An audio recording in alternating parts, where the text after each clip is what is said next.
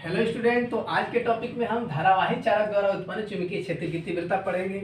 और ये बोर्ड के परीक्षा से चाहे हाई स्कूल हो, चाहे इंटरमीडिएट हो या डिप्लोमा क्षेत्र में भी इस टॉपिक से मैंने क्वेश्चन आते हुए देखा है, ठीक है ना। तो आज हम धारावाही चालक द्वारा उत्पन्न चुंबकीय क्षेत्र की तीव्रता को ज्ञात करेंगे। तो वीडियो के लास्ट तक बने रहिए, आप लोग को बिल्कुल समझ में आएगा। लास्ट में देखकर ही वीडियो लाइक कीजिएगा, ठीक है ना। और इसको बायो-सेवर्ट के नियम के नाम से भी जाना जाता है, ठीक है ना। तो हम इसको एक चित्र बनाते हैं। मानते हैं कि एक डेल्टा एल लंबाई का एक चालक है। क्या माने?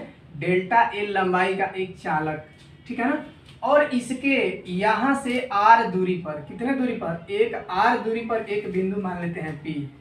ध्यान से देखिए भाई चित्र को। एक आर दूरी पर एक बिंदु क्या माने? पी माने हैं। और जो चालक से थीटा कोण बना रहा है, चालक से क्या बना रहे हैं? थीटा कोण बना रहा है। और इस चालक में जब हम आई एम्पियर की धारा प्रवाहित करते हैं तो देखते हैं कि कौन सी घटना इसमें क्या हो रही है, ठीक है ना। यानी कहने का मतलब यह है कि किसी धारावाही चालक द्वारा उत्पन्न चुंबकीय क्षेत्र की तीव्रता, तो उसका जो चुंबकीय क्षेत्र की तीव्रता है यानी बी, वो किस किस चीज पर निर्भर करता है, किस पर डिपेंड करता है, इसको देखा जाए। तो इसमें हम क्या किए हैं कि डेल्टा एल लंबाई का एक चालक तार लिए हैं। और जब चालक तार में, जाहिर सी बात है कि भाई बायो-सेवर्ट ने क्या किया, एक छोटा सा तार लिए और उस तार में क्या किया कि जब करंट दिए तो उसके आसपास चुंबकीय क्षेत्र उत्पन्न हो गई। और चुंबकीय क्षेत्र तार से दूरी, जितने जितने दूरी पर बढ़ते जा रहे हैं, कुछ ना कुछ डिपेंड कर रहा है। इसका मतलब कि अगर चुंबकीय सुई को रखे तो उसमें चुंबकीय सुई विक्षेपित होने लगी, तो कितने दूर पर क्या प्रोसेस हो रही है, क्या घटना घट रही है, इसको देखा जाए कि चुंबकीय क्षेत्र के दूरी के साथ बढ़ने पर उस पर क्या प्रभाव पड़ रहा है। तो ये नियम जो दिए बहुत इंपॉर्टेंट नियम है, इसको आप लोग ध्यान से देखते रहिए। तो धारावाही चालक द्वारा उत्पन्न चुंबकीय क्षेत्र की तीव्रता, यहाँ पे हम मानते हैं कि डेल्टा एल लंबाई का एक चालक है और इसके आर दूरी पर, यानी चालक से आर दूरी पर एक बिंदु पी है जो थीटा कोण पे लिए हैं और यहाँ से बिंदु पी है। और जब ये चालक में आई एम्पियर की धारा प्रवाहित करते हैं तो जो उसका चुंबकीय क्षेत्र है किस पर डिपेंड कर रहा है, ठीक है ना। तो यहाँ पे लिखेंगे माना डेल्टा एल लंबाई का एक चालक तार है।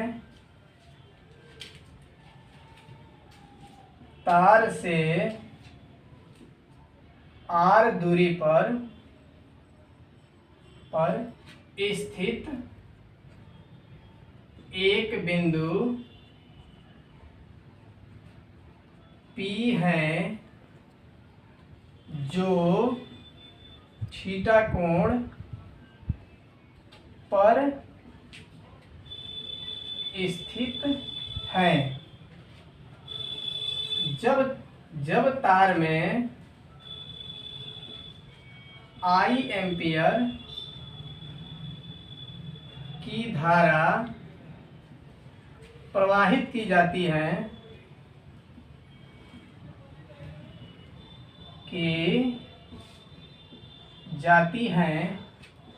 तो चालक में उत्पन्न चुंबकीय क्षेत्र की तीव्रता निम्न पर निर्भर करती है। निम्न पर निर्भर करती है। पहला भाई क्या? पहला चालक की लंबाई पर, चालक की लंबाई पर जो चुंबकीय क्षेत्र की तीव्रता है यानी डेल्टा बी, वो किस पर निर्भर कर रहा है? चालक की लंबाई पर। दूसरा क्या? चालक से आर दूरी पर स्थित बिंदु पर, यानी चालक की लंबाई पर। और दूसरा चालक से आर दूरी पर स्थित बिंदु पी पर।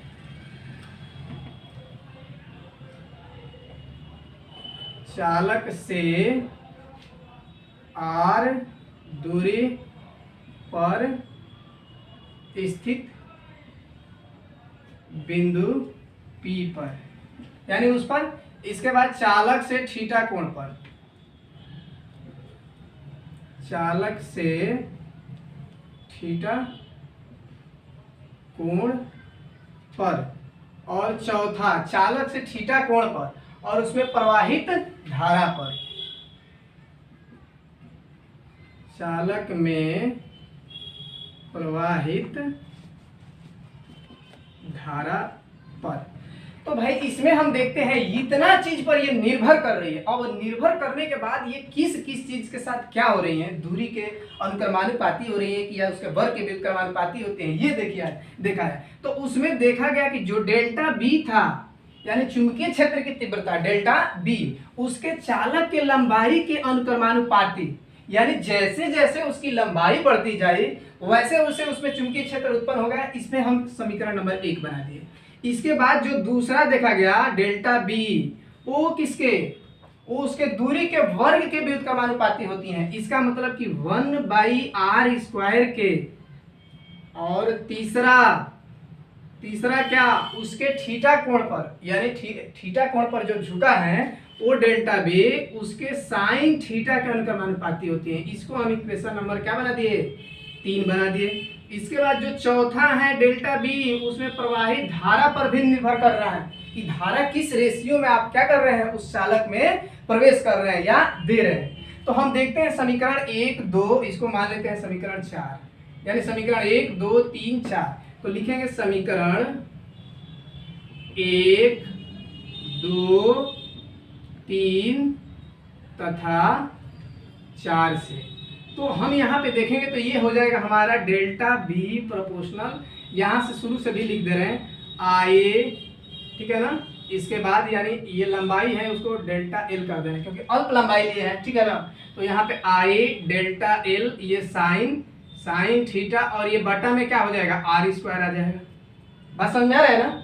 अब यहाँ से जब हम हटाते हैं delta B is equal to, तो ये एक नियतांक आता है μ0/4 I delta L sine theta बटा r²। तो भाई यही बायो से, अब यहाँ से देखिए delta B equal to μ0/4 I delta L sine theta बटा r², जहाँ म्यू पाई क्या है, जहाँ μ0 निर्वात की चुंबकशीलता है, निर्वात की चुंबकशीलता